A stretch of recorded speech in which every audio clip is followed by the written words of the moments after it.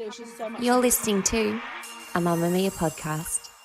Mamma Mia acknowledges the traditional owners of land and waters that this podcast is recorded on.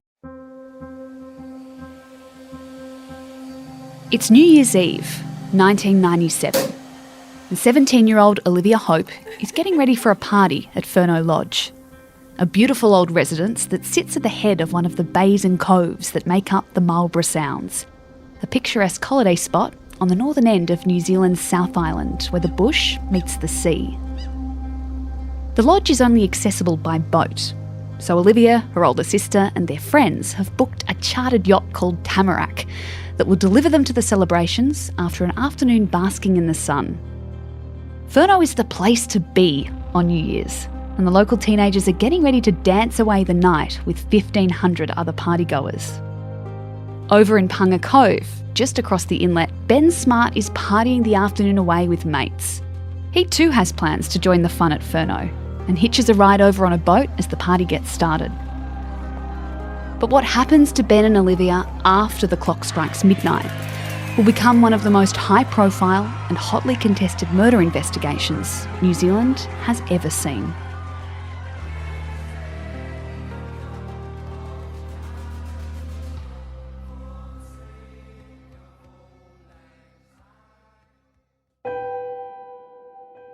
I'm Gemma Barth, and this is True Crime Conversations, a Mamma Mia podcast exploring the world's most notorious crimes by speaking to the people who know the most about them. In today's episode, I'm speaking with investigative journalist Mike White, who covered Ben Smart and Olivia Hope's disappearance for the Marlborough Express newspaper in 1998. He's been following their case ever since. To start with, Mike, what's it like in the Marlborough Sounds?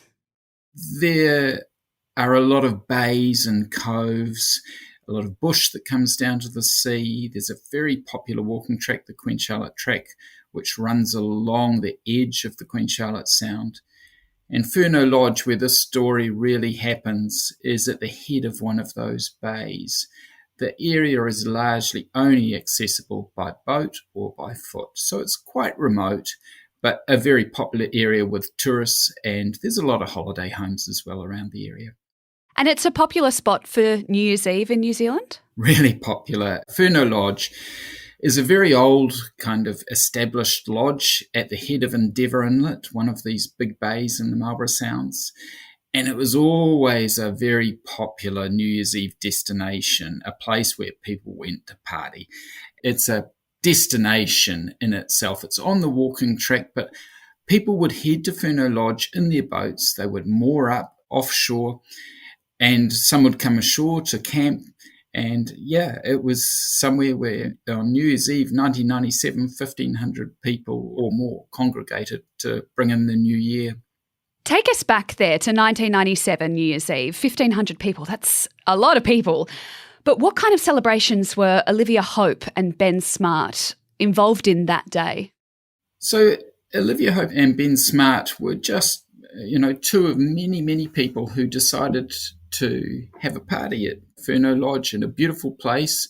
There's no road access to Furneaux Lodge, so New Year's Eve at Furneaux is pretty wild at times. No one's counting their drinks. No one's having to drive home.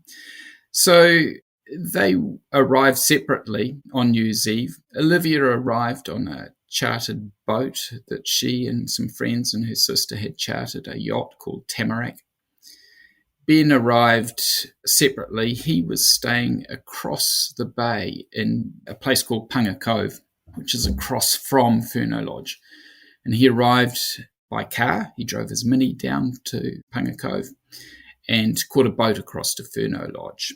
And they arrived that afternoon ready to party along with 1,500 other people. Olivia at the time was 17, Ben is 21. Tell us a bit about them. Where were they at in their lives? Were they friends, lovers? What was their situation?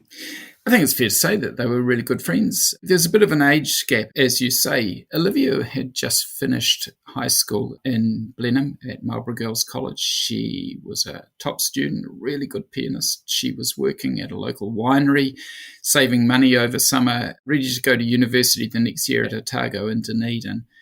Ben had just finished university. He'd done engineering there. He was coming back to Blenheim to work in his father's engineering firm. They knew each other socially, but they didn't go there together. They weren't a couple as such. But, Blenheim and Marlborough, they're small places. There's only 2 high schools to give you an idea of the size of the area. So, young people sort of know each other. So they came separately, they were partying on the boats, and then they kind of met up at the party, and that's where, there's the 1,500 people bringing in the new year, doing the countdown. And then after that, the celebrations are kind of dying down and everyone's heading back to their respective boats. What did Olivia and Ben have planned? Okay, so it's probably important just to note that, Ben and Olivia weren't hanging out together throughout the night. They had different circles of friends they were meeting with.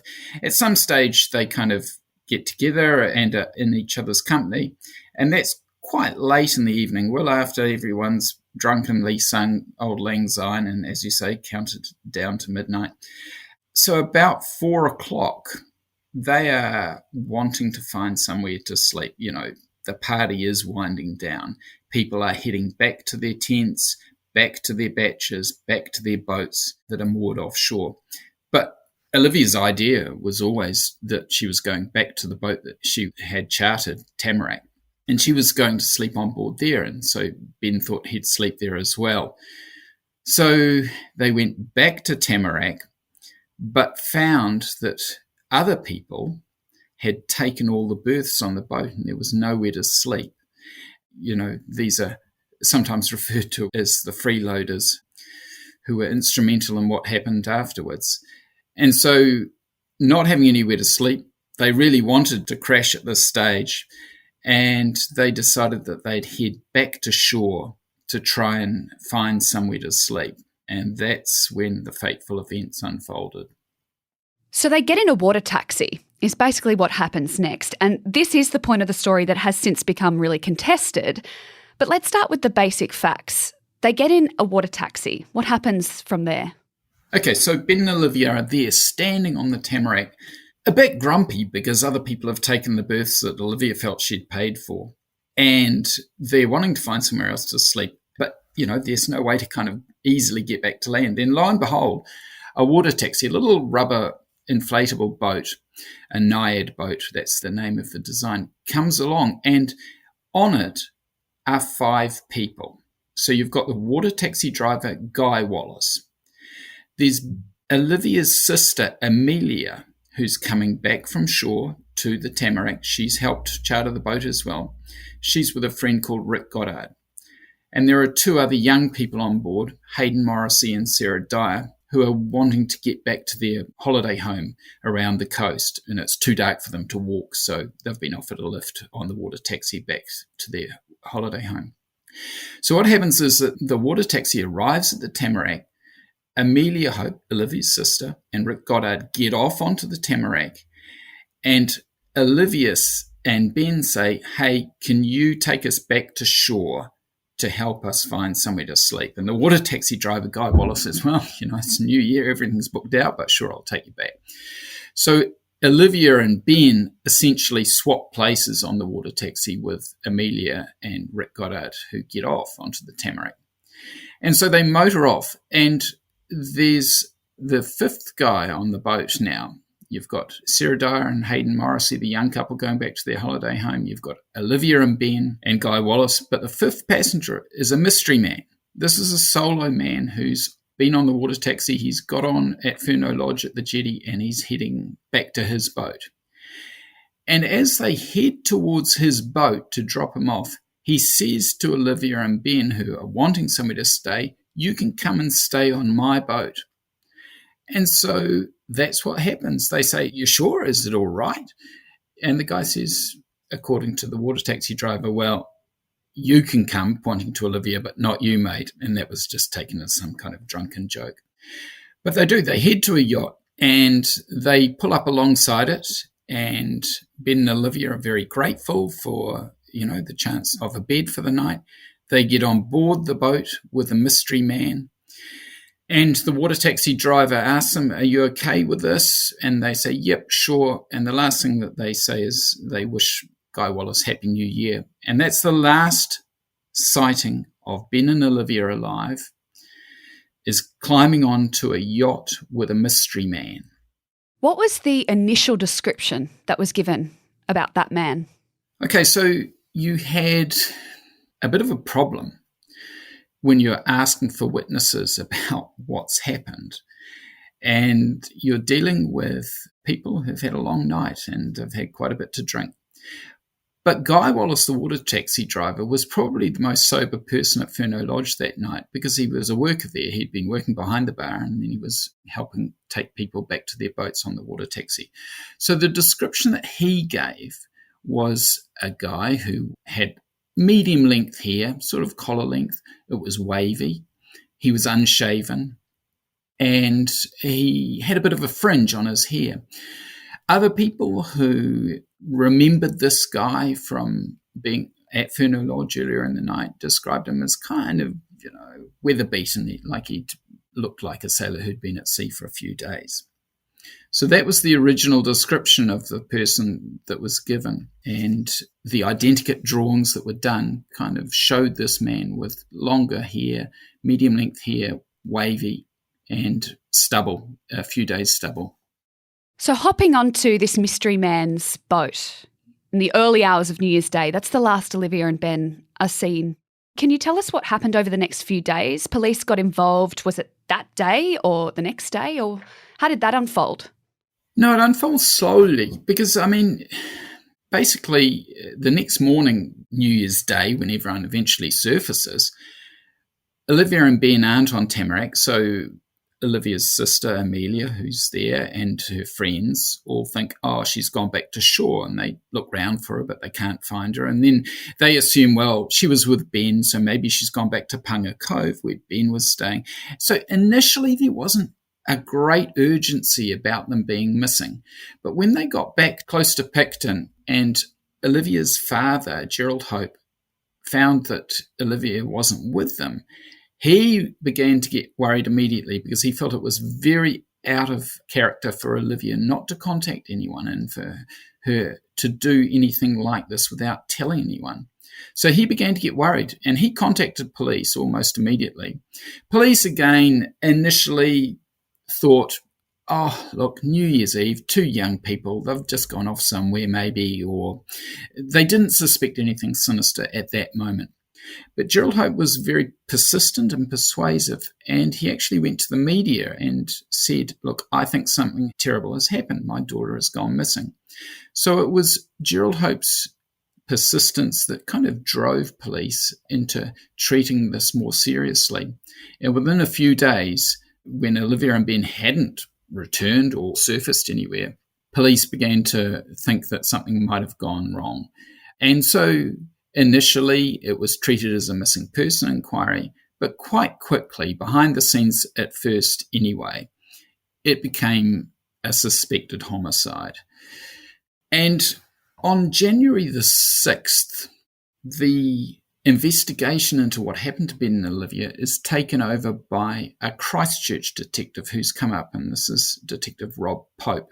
He takes over from the local Marlborough police. He arrives on January the 5th, late on January the 5th, and really takes over on January the 6th. Now, you've got to remember that there's 1,500 people, 1,500 potential witnesses at Furneaux Lodge. There's a lot of people to interview. And the description that's given by Guy Wallace, the water taxi driver, and by Hayden Morrissey, who was a passenger on the boat, is that Ben and Olivia have got off onto a ketch. That's a yacht with two masts. The description by Guy Wallace, who's worked around boats most of his life, knew them well and was, as I say, pretty sober, was that they were dropped off onto a 38 to 40-foot wooden ketch with portholes, a blue strip running along the hull, and a lot of rope work around the rear of the boat. And so for that first week, that's what police were searching for. They were searching for this mystery ketch that Ben and Olivia had got onto.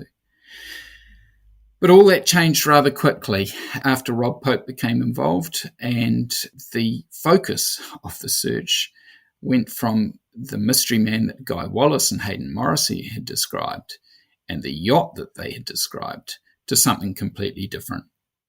I just want to back up for 1 second because this is the part of the story that confuses me as well. Was there something that made police realise that it was something more sinister than just a missing persons case? Because it feels like that change from we're searching for these two young people to this is a murder investigation. Did they tell you? You were a reporter on the ground at the time. Was there something that they gave you as to why that happened? I think it was all part and parcel of who they very quickly believed was involved in this disappearance of Ben and Olivia. I mean, it was clear that after a day or two, this was so out of character for both Ben and Olivia that they would just disappear without telling anyone. It wasn't some youthful elopement or anything like that. It became clear that something serious had happened to them. Now, there were probably only a couple of realistic options. One is that there had been an accident, that somehow something had happened to them, but you would expect in that case their bodies to be found or them to be found injured or some sign of where they'd gone. There was absolutely no sign of them, no sign of the possessions that they had with them when they got onto this boat. So it quickly became clear that something sinister happening to them and possibly their abduction or murder was the more likely thing that had occurred. And so I think it was reasonable that police started to look at this as a possible homicide. But their focus on that became much clearer and much more intent when they decided who it was that they believed was involved. And this is where we get to the person that they immediately almost focused on, which is a man called Scott Watson. Tell me about Scott prior to 1997. Who was he? Scott Watson was 26 when this all happened.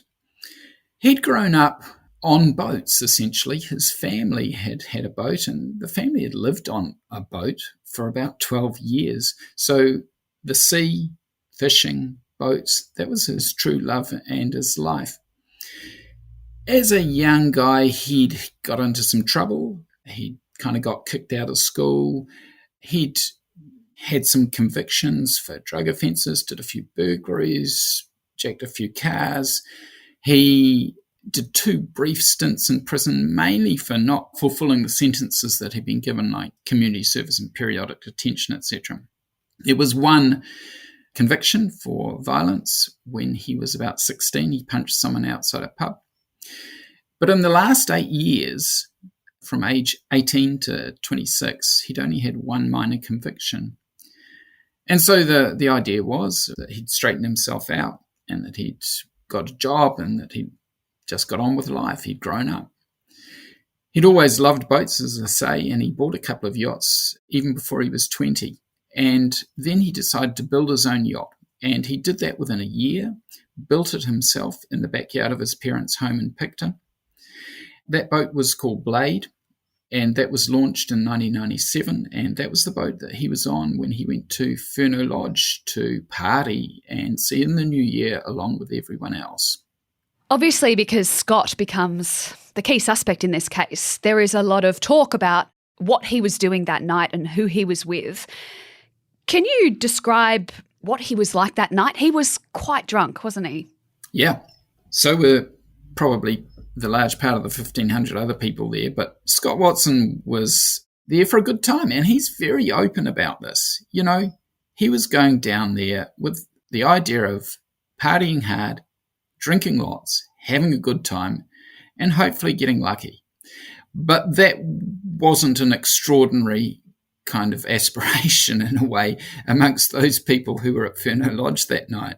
That's what most of them were probably there for, in large part. So he sailed down on his yacht. He arrived in the afternoon, anchored off Furneaux Lodge. He was actually what they call rafted up with 2 other yachts eventually. Essentially, that's just tied up side by side with the 2 other yachts. He went to another boat for drinks. He came back to this raft of 3 yachts, had some drinks. There was cannabis being passed around. But about 10 o'clock, he headed to shore with everyone else. And when he got to the jetty at Furneaux Lodge, he had a bottle of rum and he wasn't allowed to take that up to the lodge. So he was told he could either throw it away or he could drink it there, and he decided to drink it there. There's no doubt that he was drunk. There's no doubt that he was abusive to some people, and, he wasn't a subtle guy. And so he did get into one or two altercations while he was there. According to him, at what time did he go back to his boat and settle in for the night? Because he claims a different story to what the police would eventually accuse him of. Yeah, and this is a really contentious part of things. And again, we're dealing with people who weren't there to remember, exactly what time they did everything. They were there to have a good time and drink lots. And so Scott Watson, it's worth remembering, didn't have a watch. He didn't really think that watches were important. He just thought that they kind of compartmentalized your life. So he wasn't wearing a watch, and he was drunk, and he didn't really know what time he went back to his yacht. He estimated about 2:00 in the morning. Now, it's probably likely that it could have been much later, but that's what he initially told police. He said he went back to his boat with a water taxi driver. He was the only person on the boat. He got back to his boat and he wanted to carry on partying, and he was hoping that the people in the other two boats that were tied up next to him were still up and awake and ready to carry on celebrating New Year. But they weren't. They were all in bed pretty much, and they told him to shut up, go to bed. And he says that's what he did. He says he went down into his boat, cooked himself a feed, went to bed, woke up early the next morning, just as it was getting light and the sun was coming up, and he decided to leave. That's his story. The story, of course, that the police believed was that he was on the water taxi with Guy Wallace at about 4:00 going back to his boat.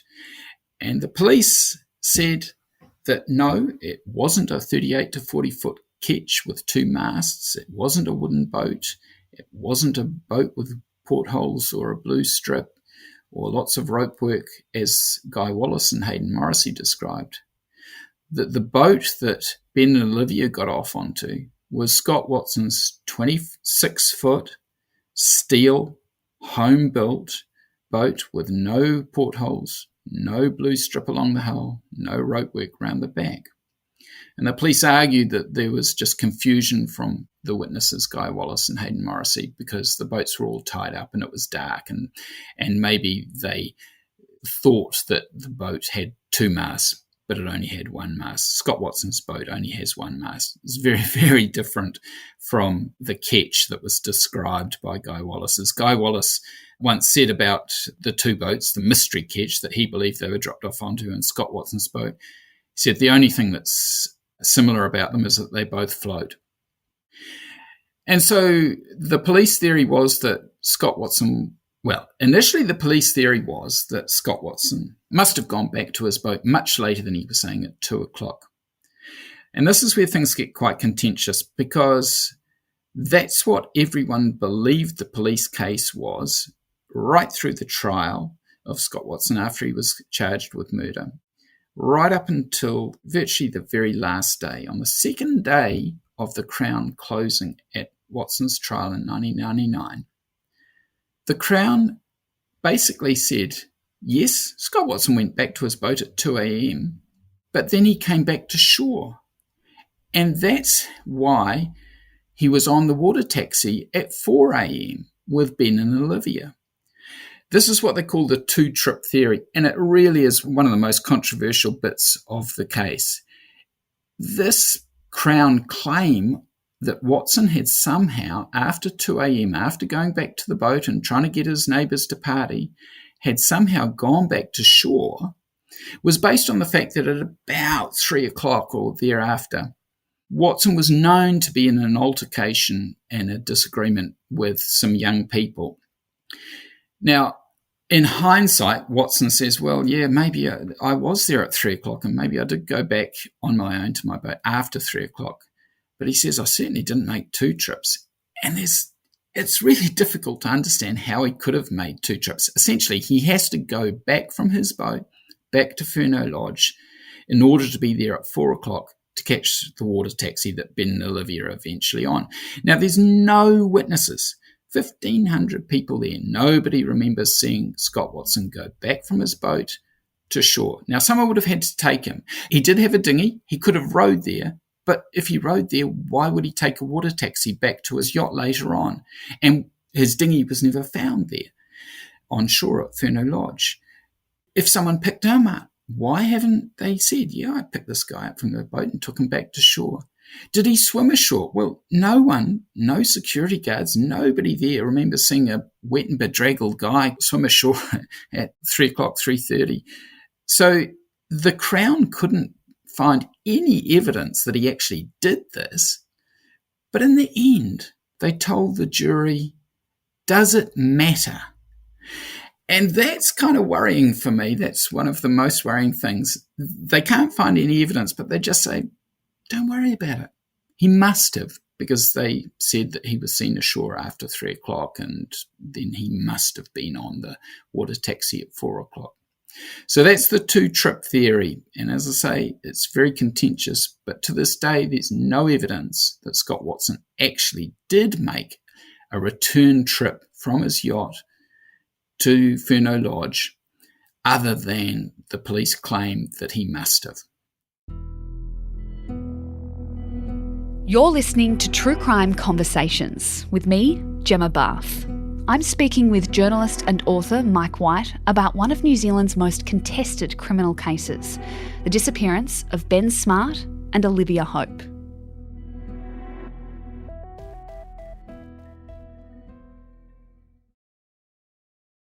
There's roughly 6 months between when Ben and Olivia go missing and when Scott is arrested.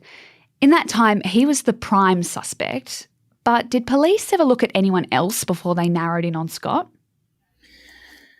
Look, initially the police did accuse Guy Wallace of being involved in this murder, and they gave him a really hard time at an interview where they suggested that he was in cahoots with Scott Watson. And there was another witness, a guy, Ted Walsh, who was a water taxi driver, who insisted he'd seen this ketch numerous times on New Year's Eve as he ferried passengers around the bay, and says he saw it 2 days later. He and his wife and their passengers swear they all saw this ketch. So the police suggested at one stage that it was the 3 W's, Watson, Wallace and Walsh, were somehow in cahoots about this. But I think it's really important to just realise how quickly the police focused on Scott Watson and disregarded any other potential suspects or the fact that the ketch might exist. Rob Pope takes over the case on the 6th of January. On the 8th of January, police apply for a search warrant to search and seize his boat because, as they put before the judge, they believed there would be evidence there that showed that he was involved in the disappearance of Ben and Olivia. That's on the Thursday, the 8th of January. On the 11th of January, they prepare a profile of Scott Watson, which basically paints him as a rough and bad person. And on the 12th of January, they seize Scott Watson's yacht. They haul it out of the water very publicly near Picton, and they truck it away to be examined at a nearby Air Force base. And at the same time, they've hauled Scott Watson in. Scott Watson on the 7th of January has heard the police call that they want to hear from people at Furneaux Lodge. He's gone in voluntarily then. He's given another statement the next day. And on the 12th, they've called him back in for an interview. And that's the interview where he really realised he's the number one suspect. And at that interview, they tell him, we've seized your boat, we've taken it away.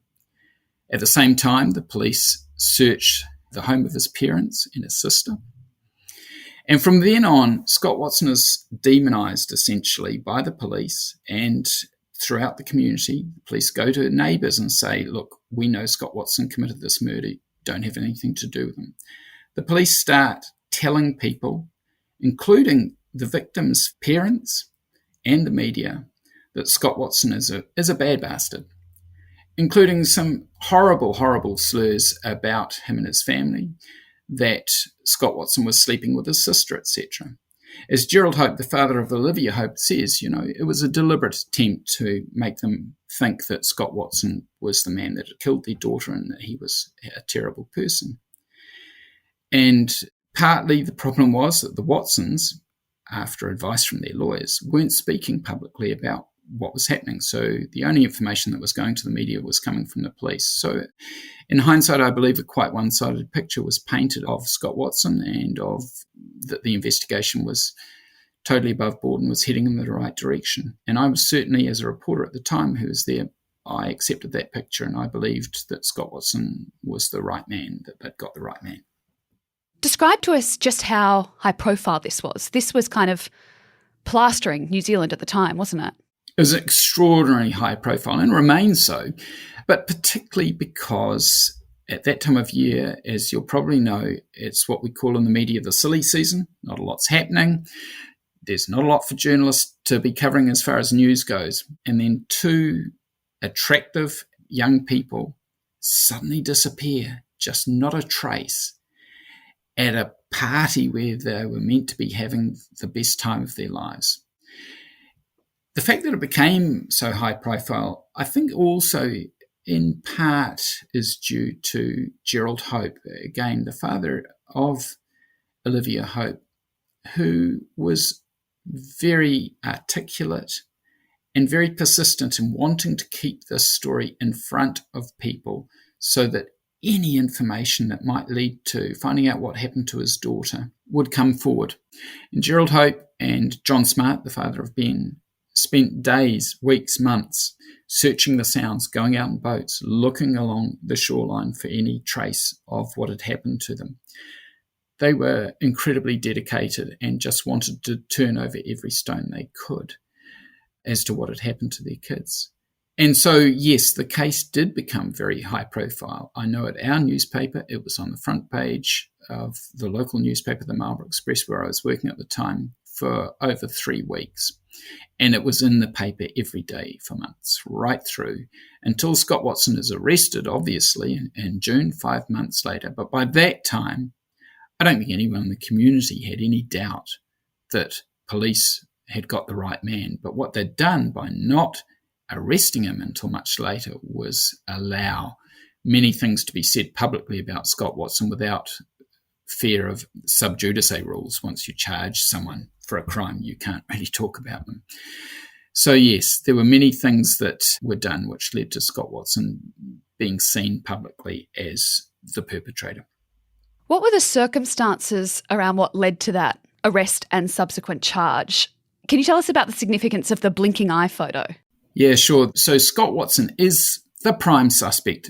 As much as police will say they had 120 other suspects, or 130 in some telling of it, there is no doubt that Scott Watson was their man from very early, from a week after it happened, from January 8, where they are preparing search warrants to take his boat and telling a judge that they believe that he's involved in their disappearance. So he is their man, he is their suspect. The problem is that there's nothing that really links him to the disappearance of Ben and Olivia. So what they do is they've hauled in Guy Wallace, the water taxi driver, who's the most crucial witness. As I say, he's the most sober, he knows boats, he was the last person to see them. And they've shown him a photo of Scott Watson and said, "Do you recognise him?" And Wallace says, "No, I don't." So that was sort of done unofficially. But then they arrange a montage of photos and they show them to Wallace and say, "Do you recognise anyone from this montage?" And he says, "No." And then they change the montage and they insert a photo of Scott Watson, which is taken mid-blink. They've put him up against a wall and taken his photo, and he's caught blinking. Now, importantly, and perhaps not coincidentally, this matched the description of some people of the mystery man, the man last seen with Ben and Olivia, as having hooded eyes. And at this stage, in April 1998, getting on to 4 months after the disappearance of Ben and Olivia, Guy Wallace finally says, "Yeah, I think that looks like the guy. I dropped him off, but his hair's different and he had stubble, but the eyes look right." And another crucial witness also said that. So it was the eyes that were crucial in their identification and their suggestion that the photo of Scott Watson in the montage was the same as the person they saw that night. But the eyes weren't natural. None of the other people in the montage were caught in a blink with their eyes half closed.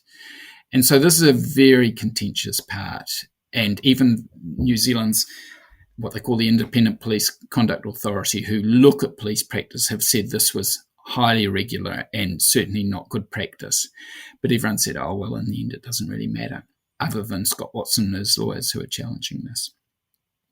The crucial thing that led to his arrest eventually in June 1998 were the two hairs that were found on his yacht. And this is the crux of the case, essentially. Police, when they confiscated his boat, examined it at an Air Force base, they found a blanket which has a tiger pattern on it. And hairs were taken from that at ESR, which is our scientific crime laboratory, essentially.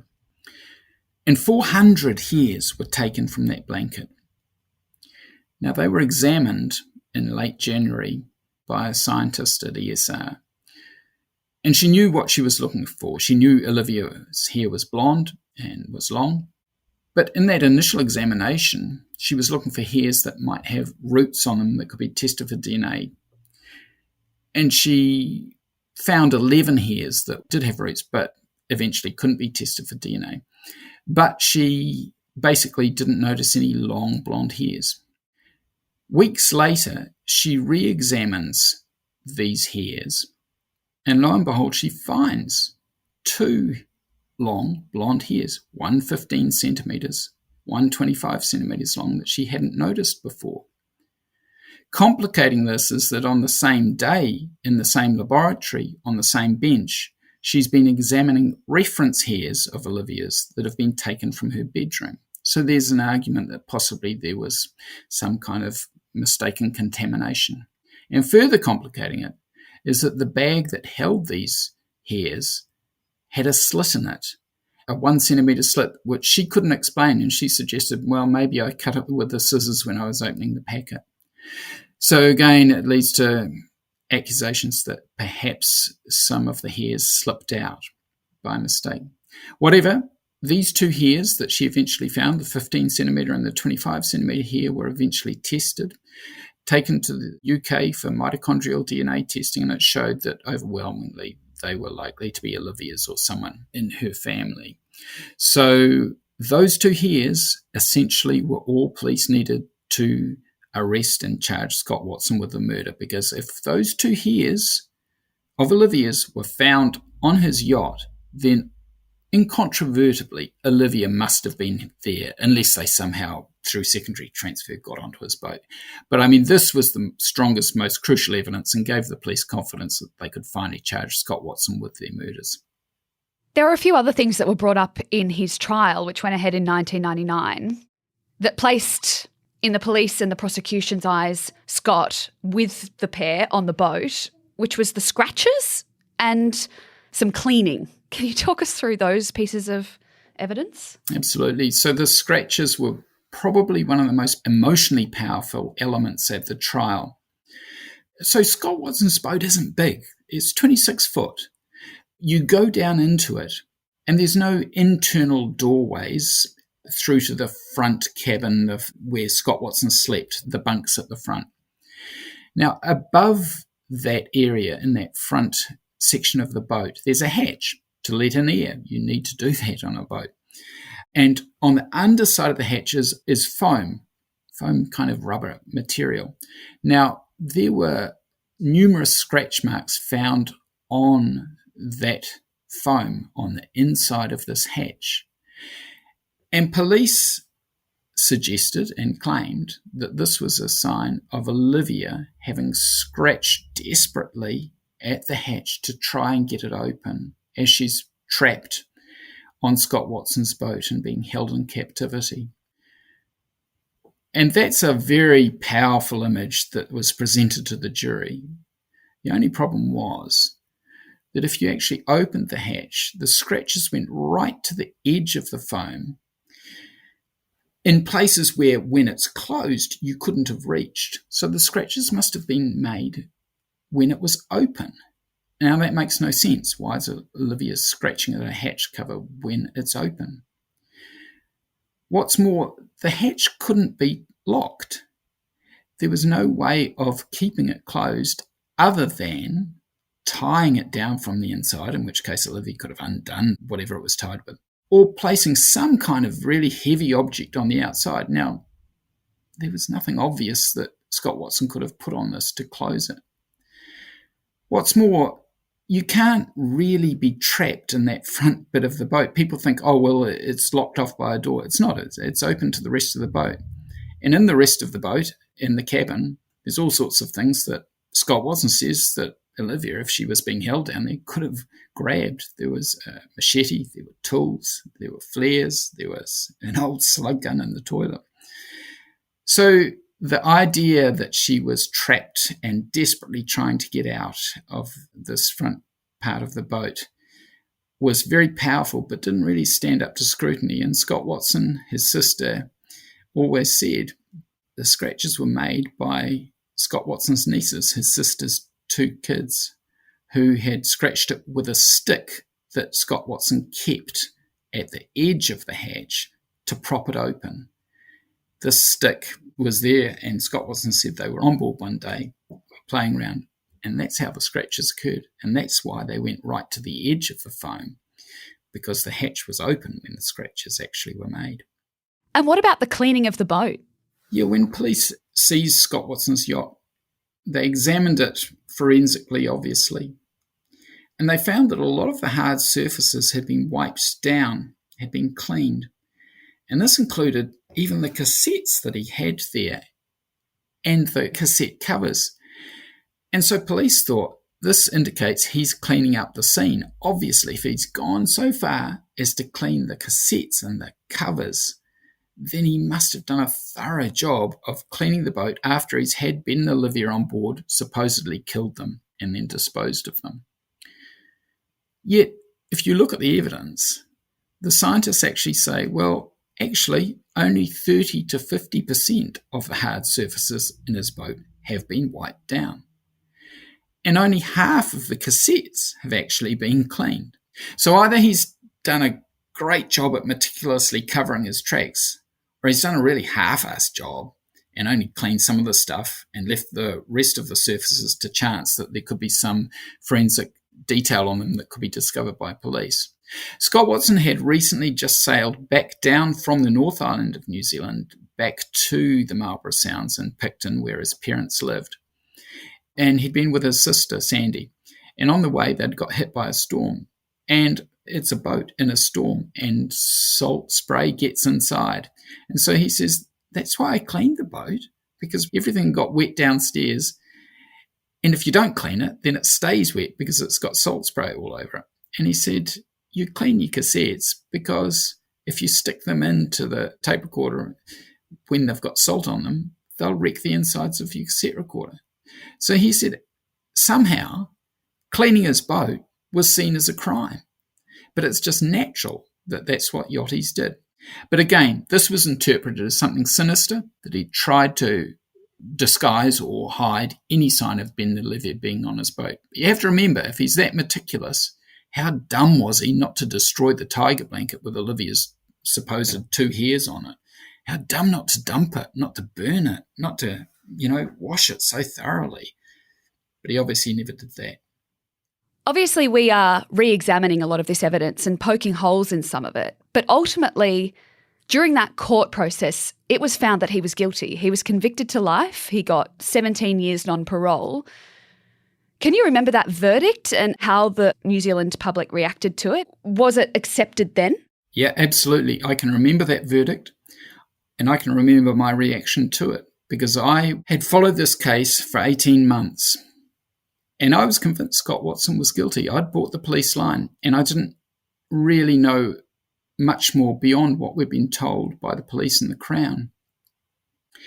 And it was so high profile, this case, that the verdict was broadcast live on New Zealand's main national radio station.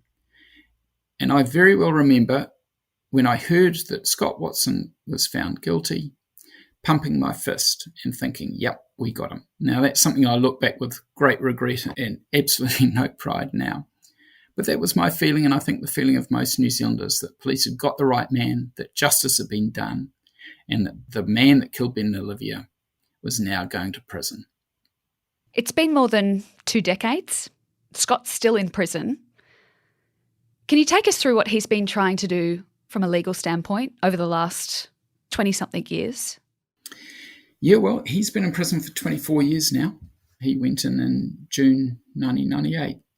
He has never resiled from his claim that he's absolutely innocent, that Ben and Olivia, he never met them at Furneaux Lodge, they never came back to his boat, and he certainly didn't kill them.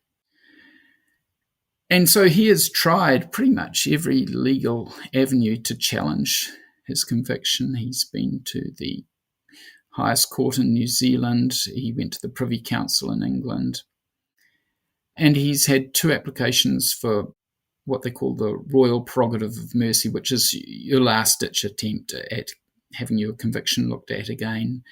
And the first one was turned down in 2013. But in 2020, his second application to the Governor-General for the Royal Prerogative of Mercy was accepted on the basis that there was concern or doubt or questions about the 2 hairs and the testing of them, the 2 hairs that were supposedly found on Watson's boat and were believed to be Olivia's.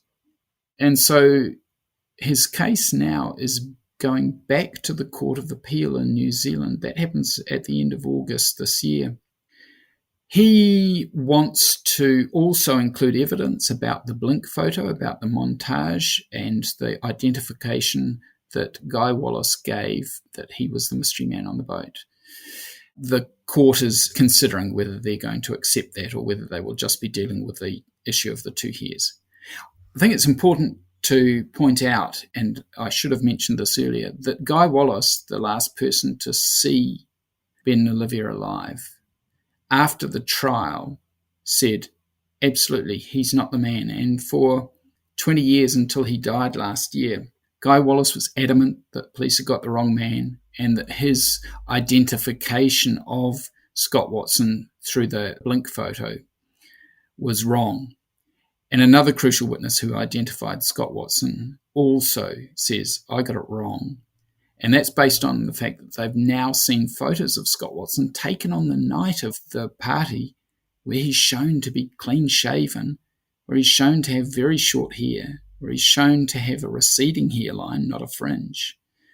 And so they feel that they were duped and they helped send an innocent man to prison. So those 2 crucial eyewitnesses have both basically recanted their evidence and stuck to that ever since.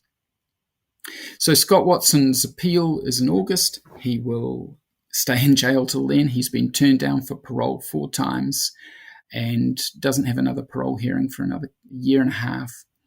And if the Court of Appeal finds that his application is valid, then they can do a number of things. They can send it back for another trial. They could conceivably quash the conviction and suggest that there isn't another retrial. But suffice to say, we haven't heard the last of this case yet. A lot of the pieces of evidence that we've been talking about, they've been talked about for the last 20 or so years. So why? Because it does feel like, okay, there is enough here to at least re-examine this case, to at least see if the police got it right, but he's not getting parole and that appeal keeps getting pushed back. So what's that other side of the story? There must be some reason as to why that keeps happening to him. I think there's an inherent reluctance in the New Zealand justice system, and I'm sure it's the same in Australia and elsewhere, to turn everything on its head and say we got it wrong. And that's certainly a case within our court system. Every step of the appeal process, it becomes harder to convince people that a mistake's been made, that there might have been a miscarriage of justice, that the wrong person might be sitting in prison. We're reluctant to tamper with a jury's verdict. It's seen somehow that these 12 people who heard the evidence and made their decision, but it's seen that that's almost infallible sometimes. And so it's been very difficult for Scott Watson, especially when you're up against that crucial forensic evidence that, hey, 2 of Olivia's hairs were found on your boat. How do you explain that? Well, there's a lot of concern and controversy about that, as we've discussed. But the courts and the Ministry of Justice in New Zealand have been very reluctant to consider that anything might have gone wrong, or if anything's gone wrong, that it's serious enough that it warrants the case being re-examined by the courts or the conviction quashed. Interestingly, from the time the verdict was given in 1999, when virtually all of New Zealand would have believed that the verdict was right and that the police got the right man and that Scott Watson did kill Ben and Olivia, there's been a strong groundswell of support for Scott Watson based on new evidence, on things that have been raised, concerns about the investigation and the collapsing of certain evidence in the police case. And I think now the country could conceivably be split evenly on whether Scott Watson's guilty or innocent. That's of no consequence at all when it comes to the courts and the justice system. But it's just fair to say that those concerns are so strong that a large proportion of the New Zealand population now believe that Scott Watson probably was wrongfully convicted and is sitting in prison as an innocent man. Lastly, I just want to bring this back to Ben and Olivia, the victims of this case. Have we had any clues, any indication where their bodies might be? Because at the end of the day, their families still haven't had that closure, have they? Absolutely. And that's one thing for a family to lose a child. It's another for you never to know exactly what happened or to have their bodies. And this is, for the police, the biggest regret that they have, that they were never able to bring the bodies of Ben and Olivia back to their families. As to where they are, well, the police believe, and the court believed, and the jury believed that Scott Watson took them out from the Marlborough Sounds into Cook Strait. That's the passage of water that runs between the North and South Islands. They argue that he motored out there in his yacht on New Year's Day, dumped them in deep water, and then returned to the Marlborough Sounds and went to see a friend and repainted his boat. Now, who knows? The police did exhaustive searches of the Marlborough Sounds with the Navy and using sonar and found nothing. They also did searches with sonar in Cook Strait and never found anything that they believed could viably be retrieved. So, yes, everyone hopes that after nearly 25 years, Ben and Olivia's bodies will be found. But given that it is 25 years, given that no trace of them or their possessions has ever been found, you have to believe that we might be hoping against hope that their bodies will be found. Mike White is a senior writer for Stuff Media in New Zealand, specialising in long-form features and investigations. He's been a journalist for 25 years, and in that time he's won more than 20 National Journalism Awards, including New Zealand's top award, the Wolfson Fellowship to Cambridge University. True Crime Conversations is a Mamma Mia podcast hosted by me, Gemma Barth, and my executive producer is Gia Moylan. If you have a case you think we should cover next, get in touch with us. Send an email to truecrime@mamamia.com.au or join our online community. Just search for True Crime Conversations on Facebook and make a request to join.